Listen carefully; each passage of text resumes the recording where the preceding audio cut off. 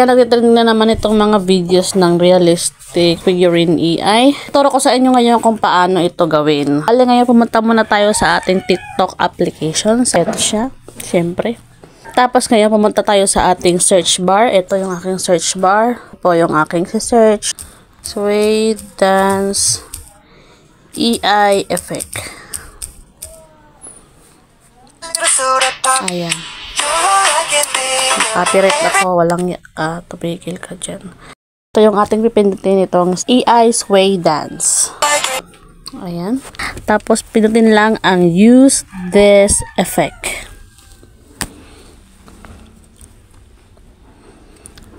Tapos dito kayo mamimili ng inyong photo, yung na-edit nyo doon mula sa Gemini.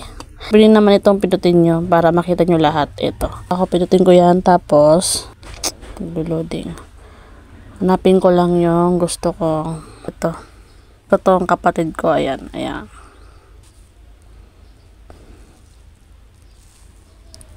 Ayan. Tapos mag-generate siya.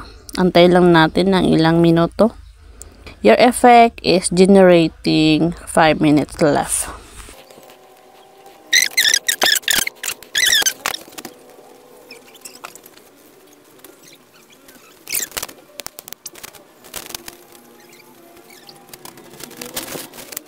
Ayan na. Alright.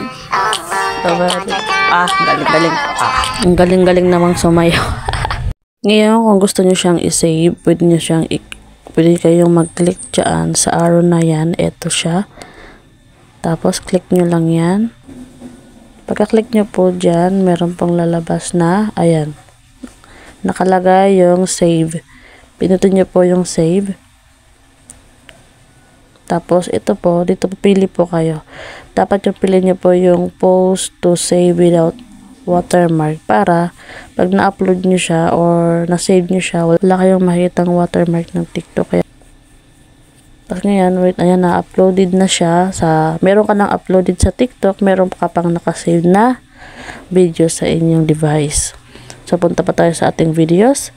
Hanapin po natin dito kung na-save nga siya na walang watermark.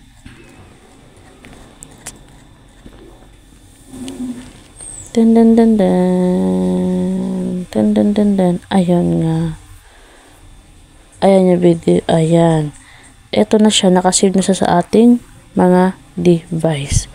So, ganyan lang po katali kung paano po mag-create ng AI Sway Dance effect. Thanks for watching. Bye-bye.